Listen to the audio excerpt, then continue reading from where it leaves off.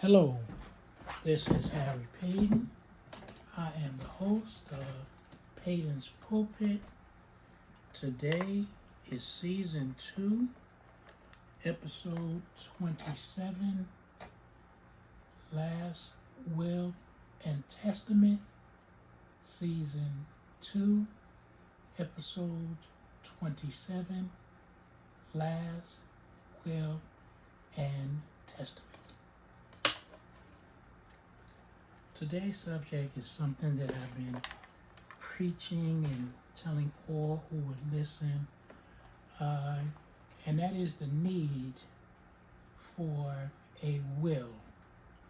A will is a document that delineates, specifies, tells what you're leaving behind, who will get it, who you're going to donate it to. That includes money in the bank, life insurance policies, annuities, cars, air conditioners, anything that you want to specify to go to certain people or a certain person is very important. I first came across knowledge about a will. They call it last will and testimony. When I was a life insurance salesman, I worked for North Carolina Mutual Life Insurance Company, one of the black-owned and operated insurance companies that goes way back when the other people didn't want to insure people who looked like me. North Carolina Mutual was developed for those people, and they were known for what is called penny insurance.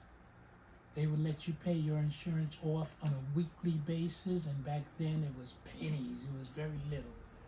Weekly debit insurance. Of course, anything that takes longer to pay off probably in the long run costs you more because interest, that's how the company makes their money. But you should have insurance. That's for another segment. Too many times I've seen people called passing a hat when someone dies. That's embarrassing and shameful. Everyone should have their own insurance on your loved ones, just like you have renters, homeowners, auto, pet. Why wouldn't you have insurance on your own? When I was an insurance salesman, I used to ask people a simple question. When you die, if I told you how you could guarantee your family has $1 million, would you be interested? Most people logically would say yes. Leaving your family $1 million is very good. It's not a whole lot, but it's $1 million. I said, well, here's what you do. Buy a $1 million insurance policy on yourself. Leave your significant other as your beneficiary, and when you die, that $1 million will be paid to your significant other. But these things have to be designated, they have to be written down, they have to be notarized. If you have a lawyer, give it to your lawyer to make sure that there's no errors in it. And that's the way you still could. Now, $1 million worth of insurance, probably not going to cost you a lot if you get term insurance. It's term, T-E-R-M, or whole life. There's a difference. Again, I'm not going to go into it, but term insurance is the least expensive insurance that you can purchase. If you insured yourself for $1 million today, you could guarantee that when you die, your family would have $1 million. Most of us work all our lives and try to make sure that our families have what they need. That's an easy way. Maybe not monetarily, because it may cost you, to pay, but that's a guaranteed way. again, insurance segment may come sometime in the future. But a last will and testament is something that you should have. I personally, because I am so knowledgeable of the subject, I have all that information very clear and succinctly designated. This is a living will declaration. That means if I'm alive and comatose, unable to make decisions for myself, what do I desire? That's what that is. That's a living will. This is my last will and testament. That tells who is the executor of my will. That means the person who will carry it out and follow its instructions. Make sure that's someone that you love and can trust. It also gives you an option for a secondary person in case that first person is not there. It has to be witnessed by 3 separate people, and it should be notarized. Last will and testament. That's mine. And it's right here in a very convenient book. And then the other one was the living will. This also tells instructions for my doctors in case I am not able to make those decisions. And what I did is I put the person who I know will carry out my wishes the way I desire. I designated them the executor of my estate. And what I did to make it easy, I put it all in a notebook. See, it says Harry Paden's insurance and important papers, original. This contains my passport, my birth certificate, my insurance policies, and other miscellaneous things that may be germane. This is a statement from me telling what insurance I have, who is to execute that insurance. This is just other documents of the insurance. All my insurance information, including the policies, even things that are no longer, I cross them out.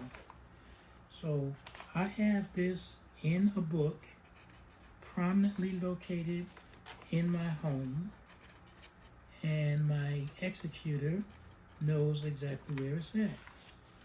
And this delineates all of my insurance policies. 1, 2, 3, 4. 4 insurance policies that I have on my life after I die. There's also other significant. I have insurance policies on my grandchildren, on my daughter. All that information is put right into this book. My pension information, and of course, again, last will and testament.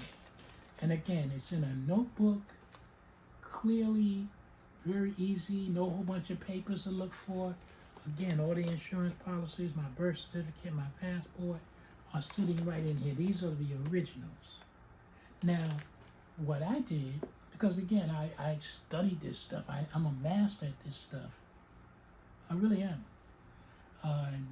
I gave my executor duplicate copies. That's why this says original. Because she has a duplicate of every paper in this book.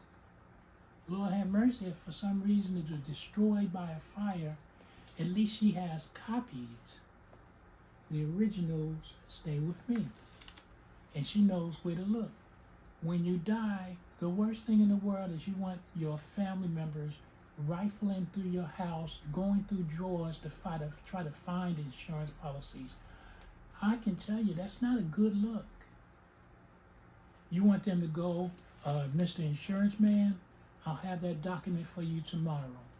Go look in the designated place, look for it, have the policy numbers, have when the policy started, what the name of, the fact that that person is the executor and can make decisions upon my death.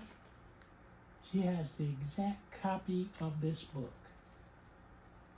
I'd advise you to do the same. Making a will and testament, it's not very hard, really it's not.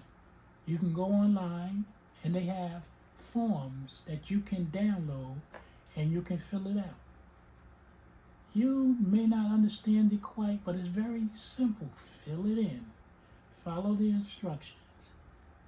I advise once you get that document filled out, have it notarized by a notary who is reputable. In other words, notaries have to have a certain designation.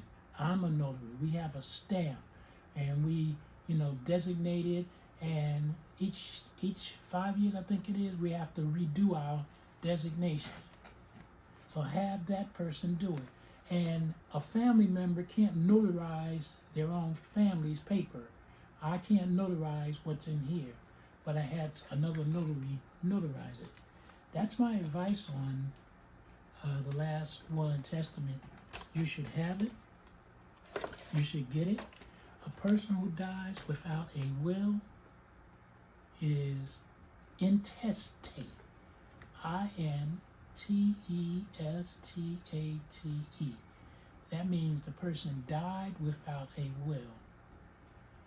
In all cases, a person who dies without a will, the state that person lives in can take your money as ownership because you didn't designate.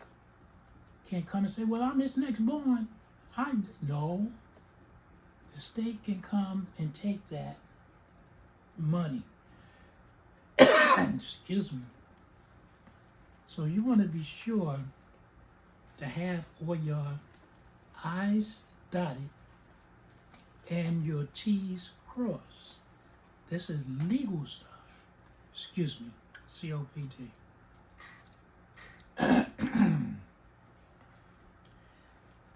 That is last will and testament. I hope that you will listen. Don't die without a will. I have seen where people fight over it. He said I can have the air conditioning. He said I can have that. Blah, blah, blah. What you do, you don't have to go item by item. But what you do is you make that executor the person that divvies it up. Because families get very ugly over possessions. I've seen it. I have seen it. This is mine, this is mine. If there's nothing written, and you got a fight in your hands, you end up on Judge Judy or somebody. Lord have mercy, I'm going to go before that woman. Anyway, here's another document. Harry Paden's monthly record of bills paid and bills automatically debited out of my account each month, including proposed dates. In this, I simply put down all the information, this is for July, of when my bills were paid, what dates, confirmation numbers, and it goes back all the way to last year. I try to keep 2 years of it. This is the information on accounts that are debited, because when I die, money that automatically debits out of my account will still be debited out of my account. So your executor has to know, oh, stop that. Paden is no longer here. Don't take any more money out of that account. If not, it'll continue. It'll continue until your bank is dry. So again, I've delineated that. This is my monthly bills and record of bills, bills paid, because when you die, the public service says you owe money and you can't prove that you don't, or your executor can't prove that you don't, you got to pay that money. Just a brief tutorial. Please look into getting a will. Don't die without a will. Don't die without life insurance. Come on, people. We're better than that. To God be the glory. Hopefully you will use this information as a starting point. I don't give away information like this for free. I give it to you for free. But you can contact me, and I certainly can guide you through it. But it's going to cost you. It has to cost you. You can't give away this information for free. But you can find it online. To God be the glory.